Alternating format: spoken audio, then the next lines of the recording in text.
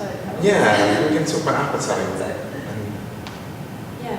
Well, maybe in relation to what we've been talking about anyway.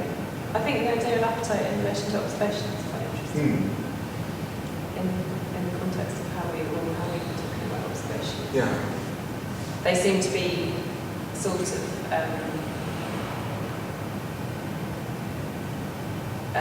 maybe in a quite generalised way of thinking. You think about those two things as quite different. Yeah. We don't think of a kind of thirsty way of looking, particularly in terms of observation. Observation, I feel like, however we may interpret it, sort of in a more common usage, it's got that sense of distance, of being able to kind of, in order to look at something, there's a certain kind of sense of being dispassionate rather than being desiring. Yeah. But as an artist, I feel like observation is very much related to desire. Yeah, I mean, maybe that's something we didn't actually sort of talk about in terms of that. How the framing of being a kind of practitioner maybe might be different to someone who's not a practitioner. You know, in terms of, I guess, the kind of sort of thirst or hunger or the relationship that you might sort of have with the work, certainly encountering the work and experience of the work and what the dynamics that come out of sort of thinking about the work and then what the sort of impact it might have on your practice and the idea of producing and making. Yeah. I definitely think that having been something else, having been an art historian and then becoming an artist, there has been a shift in my relationship, a really wonderful shift, something that's like a huge relief actually.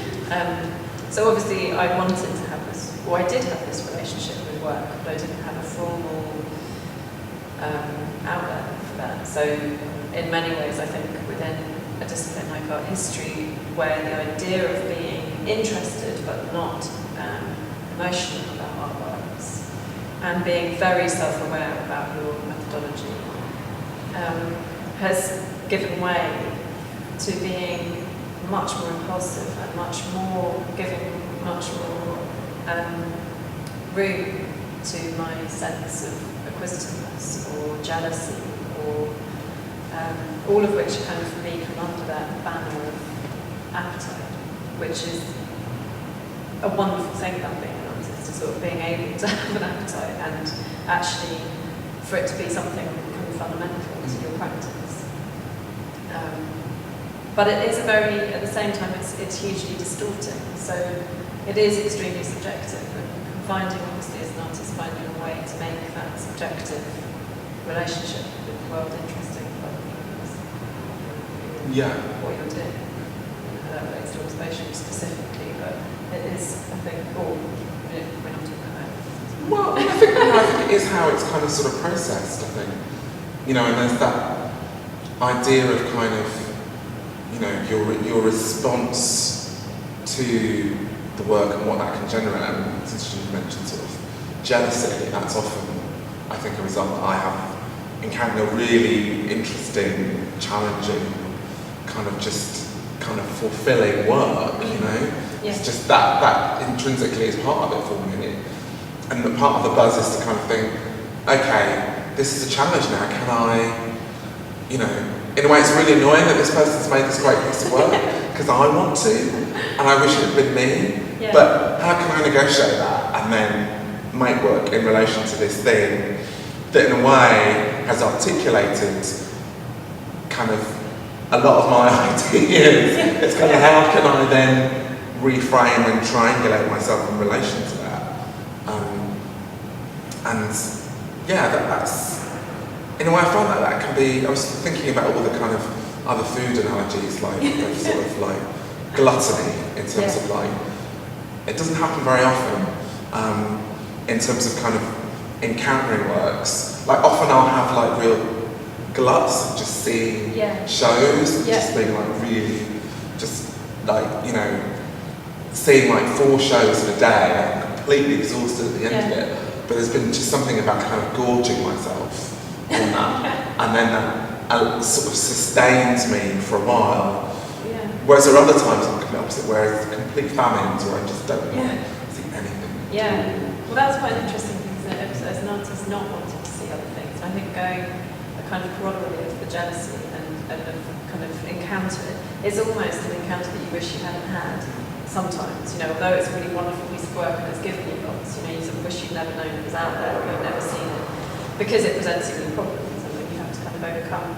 And I think, I mean, as I was saying, I guess, about observation, I am interested in that, in the non-seen or the unseen, or the idea of observation as something which is clearly very heavily related to visual, but actually, I don't know, I'm quite interested in the desire not to see as an artist, the kind of, for me in my own practice, I play quite a lot of games with myself about sort of not seeing, not working with a photograph, for example, but, you know, having seen photography or seen a photograph of a particular thing and then using it subsequently.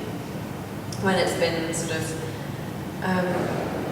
when there's been time for all of those sorts of feelings of anxiety or jealousy or, you know, to really kind of corrupt the image that's been observed. So that, I think maybe there's you were talking about purity, which was really interesting. I can't remember in what context now, but there is, I suppose there's a kind of purist view of observation that would be detached and dispassionate and passive and so on. And it's ironic, I think, working in the way we're working in gallery education, to have sort of, in a weird way, responded to that very confined and sort of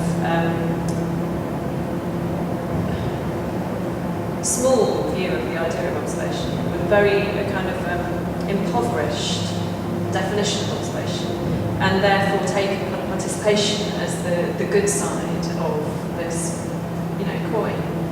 When actually, if you think about, when we're talking about observation, neither of us have that kind of relationship with it as a word. We don't think of it like that. We don't. It's a completely kind of redundant idea in a way. So it's odd then for participation to be kind of willy-nilly privileged above observation as a kind of a mode of engagement. Yeah.